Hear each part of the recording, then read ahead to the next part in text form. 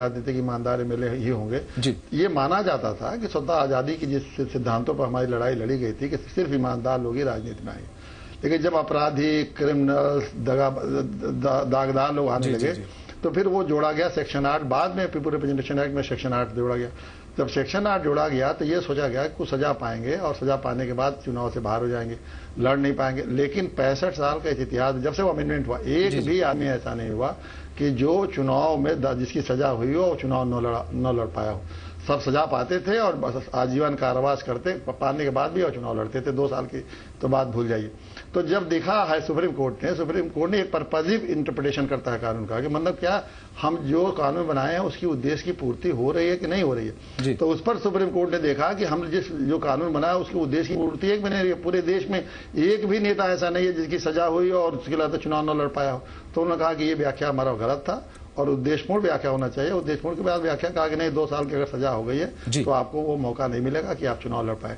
तो इस तरह सुप्रीम कोर्ट, ऐसा नहीं है कि देश के में न्यायपालिका इनके खिलाफ है, इनके कंडक्ट को देख रही है। और जब इनका कंडक्ट दिन पर दिन और गिरता ही जा रहा है तो आप देखिए कि तो आप अपने आत्मा को बदलिए, सवाल है कि आपको कानून से फिर उसमें बदलाव की बात कर रहे हैं नेता और तमाम राजनीतिक दल। फिर आगे मामला जाएगा कहां? फिर जब बदलाव हो जाएगा, अमेंडमेंट कर देंगे उसको, फिर वो कोर्ट में जाएगा बदलाव, ये जो भी करेंगे। लेकिन बदलाव के भी उन्हें मालूम होना चाहिए कि बदलाव कर नहीं पाएंगे।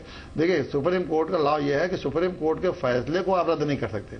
हाँ, कुछ और रास्ता निकाल सकते हैं। सुप्रीम कोर्ट देखेगी कि ऐसा तो नहीं है कि मेरे फैसले को आपने रद्द किया। कानून, पार्लियामेंट को ये पावर नहीं है कि सुप्रीम कोर्ट जो फैसला है उसको रद्द कर दे, लेकिन उससे कुछ दूसरा रास्ता निकाल सकते हैं।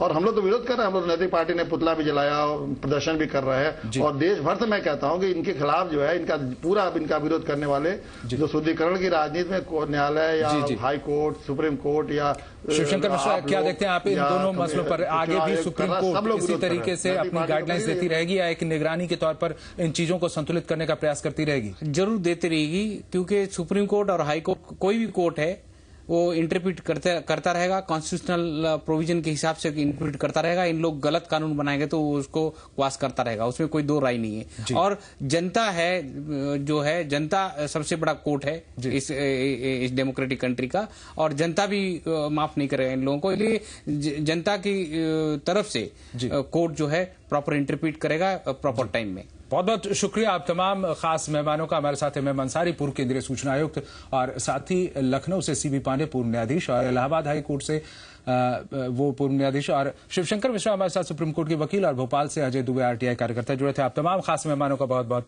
शुक्रिया हमारे खास कार्यक्रम में हिस्सा लेने के लिए, भाग लेने के लिए। तो ये शुद्धिकरण की जो प्रक्रिया है, ये कहीं ना कहीं राजनीतिक दलों के अंदर से भी आना बहुत जरूरी है, और इस पर निगरानी अदालतें तो रखी रही हैं और साथ साथ जनता की अदालत भी निगरानी रख रही है, और यही एक उम्मीद आगे के लिए बनाकर रखती है। डिबेट एट में फिलहाल इतना ही। खबरों का सिलसिला जारी है।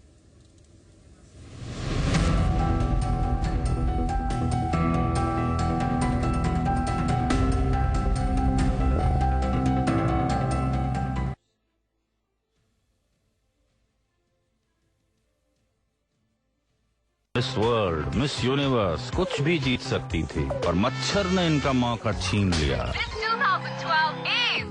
मलेरिया, एक भी मच्छर है डेंजरस, इसीलिए काला हिट, एक भी मच्छर नहीं बचेगा। पानी के मामले में I never compromise on technology. Live Pure Touch, the next generation RO technology, जो दे सबसे शुद्ध पानी। Come on India, live pure. कोई है किस्मत का राजा, कोई है फकीर, बन जाती है बिगड़ी बात जब चमक उठी तकदीर। जानिए अपने भविष्य की तस्वीर, देखिए किस्मत की लकीर, रोज दोपहर 2:30 बजे सिर्फ जी उत्तर प्रदेश उत्तराखंड पर। अपना प्रदेश, अपना देश। शॉट्स की शह पर स्कोर्स को मार, खेल के मैदान में खिलाड़ियों का महासंग्राम, किसे मिली शिकस्त, किसने जीती जंग, खेल की दुनिया की हर खबर स्पोर्ट्स टाइम पर रोज शाम 6:30 बजे सिर्फ जी उत्तर प्रदेश उत्तराखंड पर। अपना प्रदेश, अपना देश।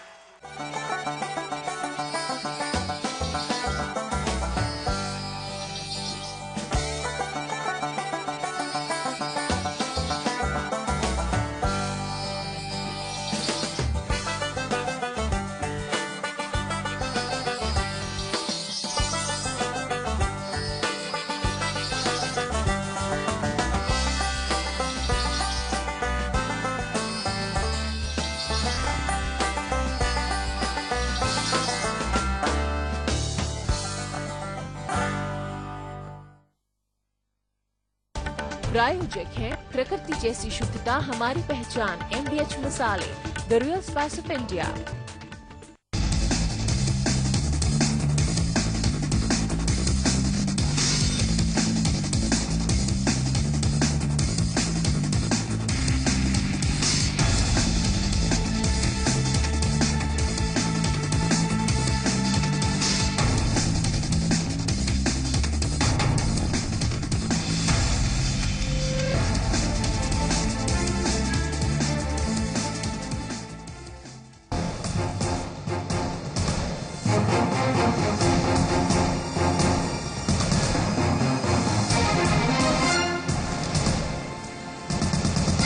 नमस्कार, आज के इस खास कार्यक्रम में आपका स्वागत है और आज हमारी खास मेहमान हैं राष्ट्रीय महिला आयोग की अध्यक्षा ममता शर्मा जी।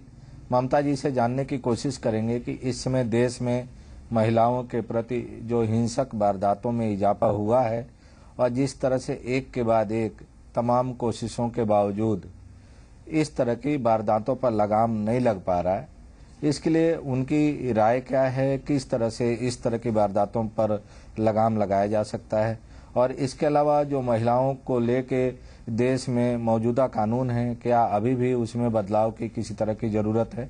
ममता जी, आपका बहुत बहुत स्वागत है और सबसे पहले तो आपको बधाई कि आप अध्यक्षा के रूप में आपने आज दूसरा साल पूरा किया है अपना कार्यकाल और इसके साथ ही आपसे बहुत उम्मीदें हैं समाज को, खासतौर से आधी आबादी को।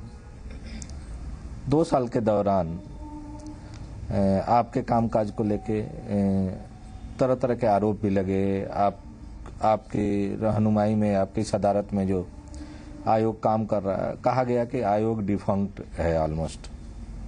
आप क्या मानती हैं 2 साल में अपने कामकाज का जो आप कर रहा है? देखिए, मैं सोचती हूँ कि मुझे शुरू से ही बात करनी चाहिए कि जब मैं आई थी आयोग में तो पहले भी आयोग बहुत अच्छा काम कर रहा था और 1992 में आयोग का गठन हुआ।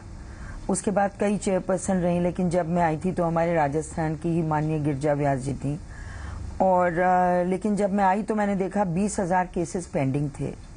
तो मैंने सबसे पहले तो उनको सॉर्ट आउट किया कि पेंडेंसी नहीं रहनी चाहिए। दूसरी बात जो बहुत अहम मैंने यहाँ देखी वो ये थी कि जितने भी केसेस डील होते थे वो सारे अंग्रेजी में हुआ करते थे और ज्यादातर केसेस जो हमारे पास आते हैं वो हमारे नेबर स्टेट्स के आते हैं, जैसे हरियाणा है, यूपी है, राजस्थान है और ये जो बॉर्डर्स हैं ये सब, ये जितने भी स्टेट हैं ये सब हिंदी स्पीकिंग स्टेट्स हैं। तो मुझे ये लगा कि हम जो महिला अपनी तकलीफ को लेके आ रही है उसको हम ठीक से कन्विंस नहीं कर पा रहे हैं, क्योंकि जो कंप्लेंट दर्ज हो रही है वो भी अंग्रेजी में और जो उससे वार्ता हो रही है। तो मैंने सबसे पहले यहाँ हिंदी का भी एक सेल खुलवाया, वो बहुत जरूरी था। तो इस तरह से मैंने मेरे कामों की शुरुआत की और महिला अधिकार अभियान के नाम से मैंने आते ही एक पायलट प्रोजेक्ट लिया कि महिलाओं को हम अनपढ़ महिलाओं की बात तो करते हैं, लेकिन मैंने देखा कि जो बहुत पढ़ी लिखी महिलाएं हैं जो एक सोसाइटी में मूव करती हैं, उन महिलाओं को भी उनके अधिकारों के बारे में पता नहीं है। तो हमने अपनी तरफ से ये जो एक अभियान चलाया, इसका बड़ा पॉजिटिव रिजल्ट सामने आया। ये जो आंकड़े हैं आपके आयोग के पास, सबसे ज्यादा उत्पीड़न के जो मामले हैं किन राज्यों से आपके आयोग में आते हैं? देखिए, उत्तर प्रदेश, मध्य प्रदेश, छत्तीसगढ़, इन दिनों वेस्ट बंगाल में भी बहुत बढ़ गया है, उड़ीसा में भी बहुत बढ़ गया है। तो जहां जहां ट्राइबल्स हैं वहां बहुत ज्यादा अत्याचार हो रहे हैं, दलितों पे होते हैं, ट्राइबल्स पे होते हैं और ट्राइबल्स की भी जो हालत है वो बहुत ज्यादा खराब है। अगर आप ये पूछें कि आजादी के इतने सालों बाद भी इनकी दशा ठीक क्यों नहीं हुई, तो मैं सोचती हूँ कि मेरे पास भी कोई जवाब नहीं है। लेकिन मैं ये भी देखती हूँ कि अगर इन पे जेन्युइन वर्क किया जाता और जितना सरकार, चाहे वो सेंट्रल गवर्नमेंट हो और चाहे वो स्टेट गवर्नमेंट्स हो, जितना पेपर्स पे इनके लिए योजनाएं हैं, जो स्कीम्स हैं, अगर ये इम्प्लीमेंट हो जाती प्रॉपर वे में तो शायद आज ये नौबत ना आती। तो मैंने आप इस बात को तो मानती हैं ना कि जो वेलफेयर स्कीम्स चल रही हैं देश में, चाहे वो राज्य सरकारें चला रही हो या केंद्र सरकार चला रही हो, वो महज कागजों पर ज्यादा है, ग्राउंड लेवल पर कम है। स्पेशली ट्राइबल्स के पास नहीं पहुंच रही हैं। जो आपके दूसरी पंचायत होती हैं किसी भी स्टेट की, बड़े बड़े पंचायत हेडक्वार्टर होते हैं, वहां पे ये स्कीम्स लागू हो रही हैं। लेकिन फिर भी जिन एरिया का मैं दौरा कर रही हूँ, जैसे मैं वेस्ट बंगाल के सुंदरबन में गई, उड़ीसा के चिल्का एरिया में गई, राजस्थान के बांसवाड़ा, डूंगरपुर, कई एरिया कोटा में भी हैं, बूंदी में भी हैं जहां ट्राइबल्स रह रहे हैं। मैं सोचती हूँ कि वो काम उनमें नहीं हो पा रहा है जो आज भी होना चाहिए। इसके पीछे कारण क्या है? क्या केंद्र और राज्य के बीच में जो तनाव बना रहता है, दोनों सरकारें अलग अलग दिशा में जो चलने की कोशिश करती हैं, ये कारण है या इच्छा शक्ति की कमी है? नहीं, मैं सोचती हूँ कि ये कारण तो नहीं होना चाहिए।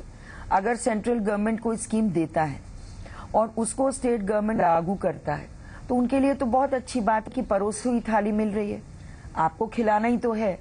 लेकिन जनरली देखने में आया है कि इन लोगों में काम नहीं हो रहा है और आज भी उनकी दशा ये है कि उनके पास खाने के लिए दाना नहीं है।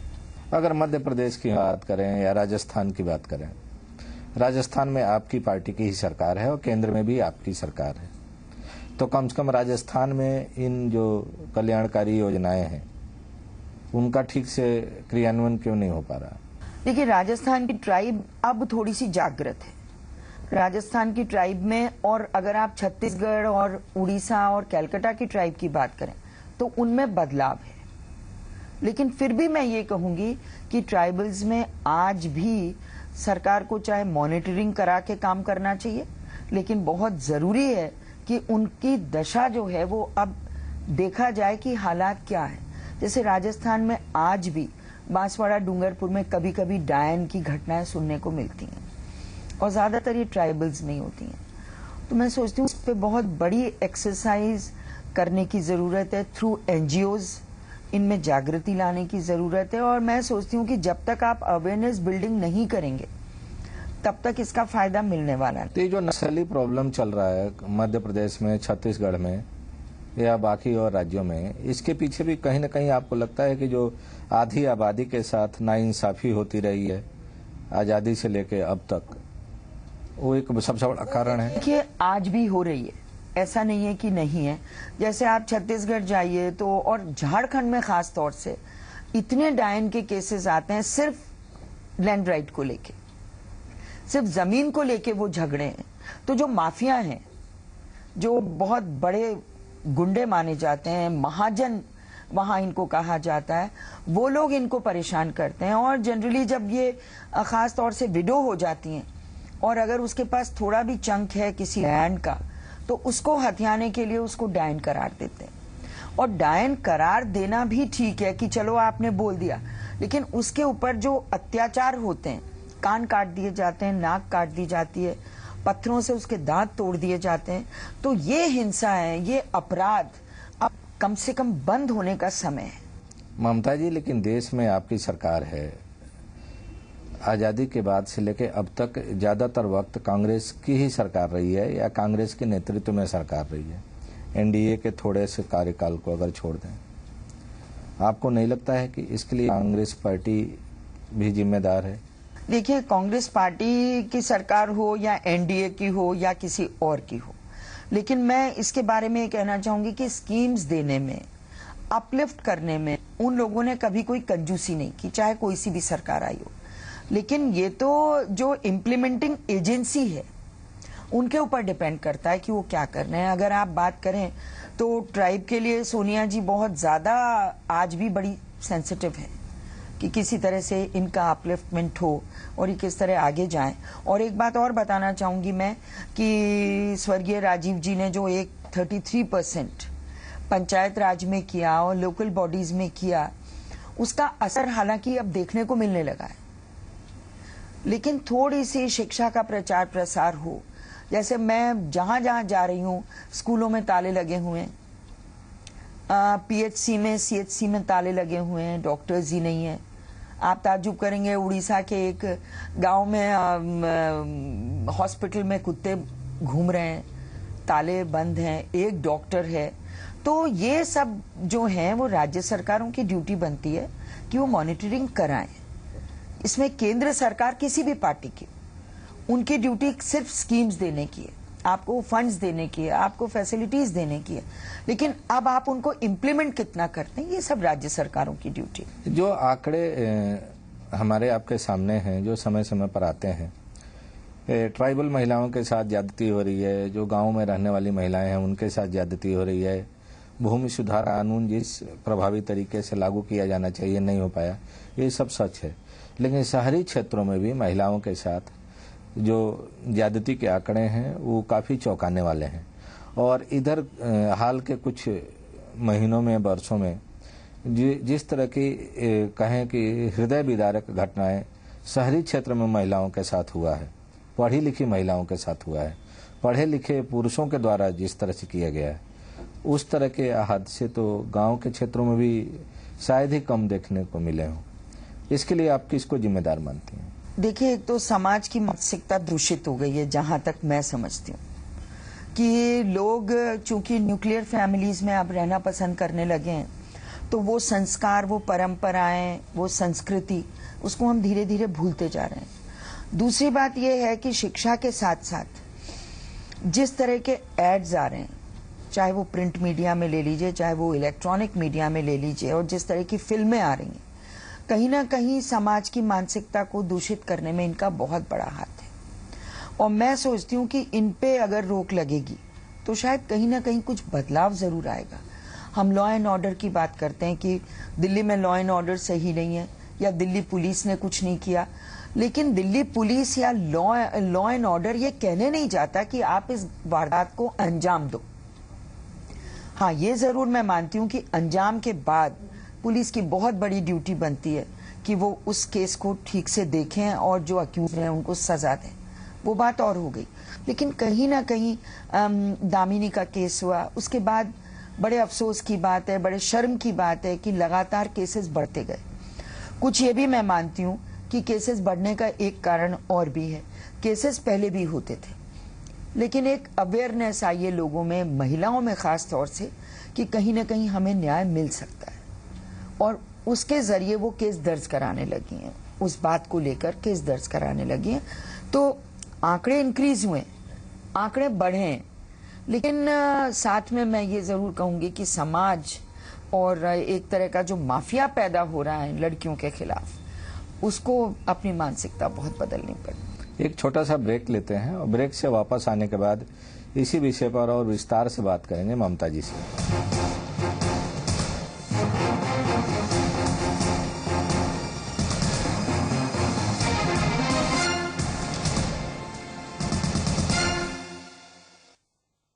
IME Ghaziabad, known for best quality education, प्रायोजक हैं MRI Wanderer, Thread Anywhere, सबका दिल मेरी मुट्ठी में, बस एक चुटकी में, MDH पाव भाजी मसाला, और Lava Iris 504Q, don't touch, just wave। Families चाहे कैसी भी हो, स्मॉल, मीडियम, लार्ज या एक्स्ट्रा लार्ज, फ्रेंडली या नॉट सो फ्रेंडली, पर हर फैमिली में एक मेंबर से मिलेगा। गुड नाइट अब है इंडिया का नंबर 1 लिक्विड वेपराइजर ब्रांड, इसलिए सेलिब्रेशन ऑफर सिर्फ 72 रुपीज में। Welcome to the family. पानी का डॉक्टर एक्वागार्ड देता है धरती का सबसे सेहतमंद पानी। Because health is wealth. Call 09339883333 आज ही। चुन के देख परख के कूट के निखरे जो हो मिर्ची हम अपनाए, जैसे एवरेस्ट का तीखा लाल, सही तीखा, सही लाल, तीखा लाल। पानी के मामले में I never compromise on technology. Live Pure Touch, the next generation RO technology, जो दे सबसे शुद्ध पानी। Come on India, live pure. What? आज फिर बाहर खाना खा के आओगे? और मैंने जो इतना कुछ बनाया, घर का कुछ अच्छा नहीं लगता। लाइफ में डालो थोड़ा गरम मसाला। एवरेस्ट गरम मसाला, खाने में डाले स्पेशल टेस्ट। थोड़ी गरम दाल मिलेगी, टेस्ट में बेस्ट एवरेस्ट। अब एवरेस्ट गरम मसाला के 100 ग्राम पैक में 20% एक्स्ट्रा फ्री। हाथ में है रेत सा इसक तेरा,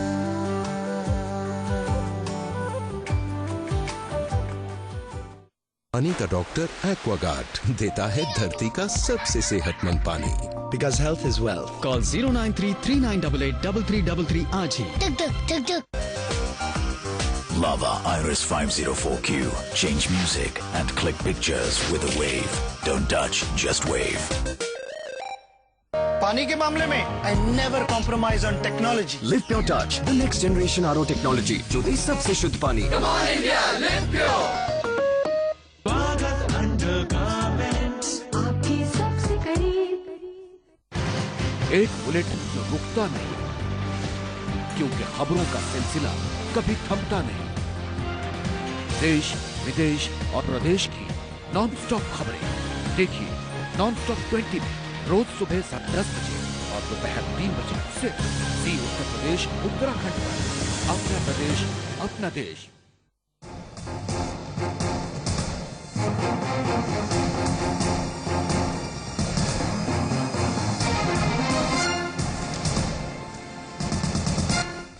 ब्रेक के बाद आपका फिर स्वागत है। और ममता जी, हम लोग बात कर रहे थे कि जो महिलाओं के प्रति ज्यादती हो रही है, जो अत्याचार की वारदातें हो रही हैं, उसमें शहरी क्षेत्र की महिलाएं भी काफी हद तक उसकी शिकार हो रही हैं।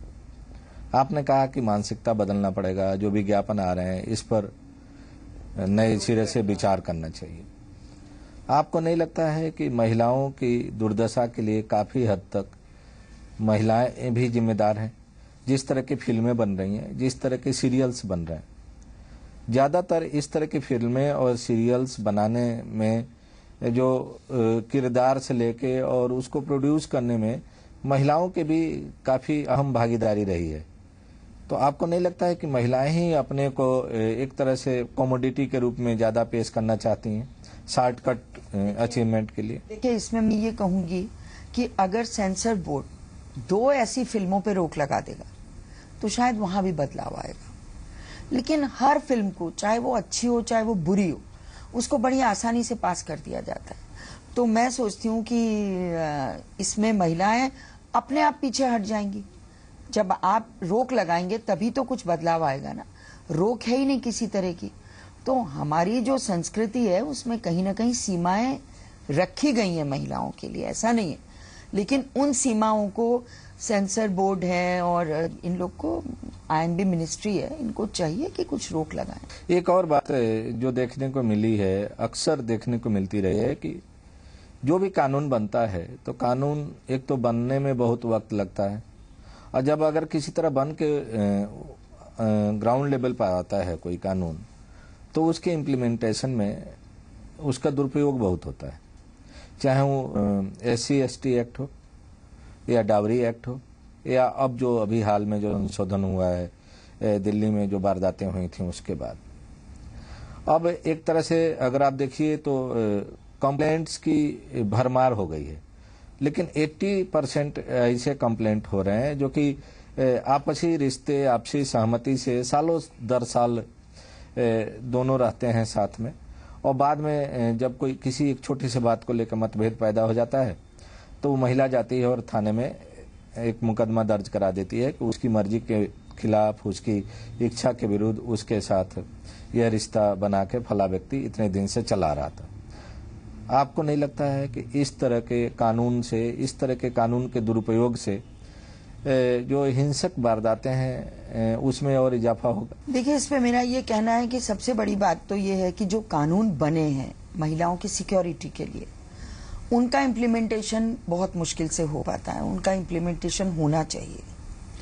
कानून आप कितने ही बदलाव ला दीजिए, अभी जब दामिनी वाली घटना हुई तो सबने कहा कि कानून और कड़े होने चाहिए और सख्त होने चाहिए, और कानूनों को सख्त किया भी गया। लेकिन उसके साथ एक बात और भी है कि फास्ट ट्रैक कोर्ट्स जो बनाई है उनके अभी तक फैसले नहीं आए। दामिनी की घटना कोई 9वां महीना चल रहा है, शुरू हो रहा है, अगस्त आ गया, 16 दिसंबर की घटना है। मैं सोचती हूं कि कानून बनाने से कुछ नहीं होगा, कानून का इम्प्लीमेंटेशन बहुत ज्यादा जरूरी है। उसमें कोर्ट्स की भी बहुत बड़ी भागीदारी है कि कोर्ट्स टाइम से फैसले दें। अब आप उस केस में देखिए कि जो मेन अक्यूज्ड हैं वो ये कह रहे हैं कि हम तो मौके पे ही नहीं थे, जिनको लड़की खुद आइडेंटिफाई करके गई है। तो ये बहुत, और जो आपने अभी जिक्र किया कि कुछ कानूनों का दुरुपयोग भी हो रहा है, तो आपने जो 80% बात कही है, ये तो मैं कहीं से भी मानने को तैयार नहीं हूं। कानूनों का दुरुपयोग 1-2% हो सकता है, लेकिन जब तक महिला अपनी बात को समाज के सामने उजागर करने के लिए तैयार नहीं होती, तब जब तक उसके सर से पानी न गुजर जाए। तो ये कहना कि कानूनों का महिला दुरुपयोग कर रही है, मैं इस बात से सहमत नहीं हूं। 1-2% होता है और वो हम भी जानते हैं कि ये गलत है या ये सही है। और जैसे कल मेरे पास एक केस आया कि एक बहू अपनी सास को बहुत प्रताड़ना दे रही, तो महिला के सशक्तिकरण की बात तो करती है, लेकिन साथ में ये भी खत्म होना चाहिए। आपके पास कोई इस तरह का भी केस आता है कि महिलाओं की तरफ से पुरुषों को प्रताड़ित किया जाता है या पतियों को प्रताड़ित किया जाता है? बहुत पुरुष आते हैं और उसमें हम इंक्वायरी करा के और देख लेते हैं कि अगर ये सच है तो हम केस को बंद कर देते हैं, अगर सच नहीं है तो उसकी कार्रवाई जो महिला के पक्ष में होता है वो होता है। एक और बात अभी आप बोल रही थी, और आपका चूंकि कानून और जुडिशरी से काफी नजदीकी रहा है, संबंध रहा है, तो आप क्या ये कहना चाह रही हैं कि पूरे जुडिशियल सिस्टम को रिव्यू करने की जरूरत है, जिसमें प्रोसिक्यूशन? नहीं, मैं वो नहीं कह रही हूँ। जुडिशियल सिस्टम ठीक है, उसके लिए कोई परेशानी नहीं है, लेकिन जो अट्रॉसिटीज महिलाओं के अगेंस्ट हो रही हैं, जो अपराध हो रहे हैं, ऐसे केसेस में टाइम बाउंड मैनर में फैसले आने चाहिए। 1 महीना, 2 महीना, हद से हद 3 महीना, लेकिन जो 9 महीने इतना संगीन केस जो केवल देश की सुर्खियों पे नहीं रहा, पूरी दुनिया की सुर्खियों में रहा, उसमें अभी तक फैसला नहीं आना, और जो आरोपी हैं वो अभी अपने आप को बिल्कुल साफ सुथरा पेश करने की कोशिश कर रहे हैं। मैं सोचती हूँ ऐसे केसेस में फैसले बहुत जल्दी आने। अब थोड़ा आयोग के कामकाज की बात करते हैं। हम लोगों ने शुरुआत में बात की थी आयोग के कामकाज को लेके। आपने बताया कि 2 साल में आपने क्या क्या काम किया है और पूरे देश में क्या क्या किस तरह से आपका अनुभव रहा है। एक जो प्रॉब्लम बीच बीच में देखने को मिलती है कि केंद्रीय महिला आयोग और राज्यों में जो महिला आयोग गठित है वो कहीं न कहीं अपनी पार्टी लाइन और पार्टी एफिलिएशन पर काम करती दिखाई देती हैं। अगर कोई घटना दिल्ली में होती है तो केंद्रीय महिला आयोग का अलग नजरिया रहता है और राज्य का जो महिला आयोग है उसका अलग नजरिया रहता है, अगर राज्य में किसी दूसरी पार्टी की सरकार है। ठीक इसी तरह से उत्तर प्रदेश है, बिहार है या कोई भी राज्य है। जब ये इस तरह की व्यवस्था की गई थी तो संयोग से माना गया था कि देश में एक ही पार्टी की सरकार हुआ करती थी, राज्यों में भी और केंद्र में भी। अब पूरा राजनीतिक सिनेरियो बदल गया है और शायद वह दोबारा उस तरह की स्थिति बन भी ना पाए कि एक पार्टी की सरकार राज्य में भी रहे और केंद्र में भी रहे।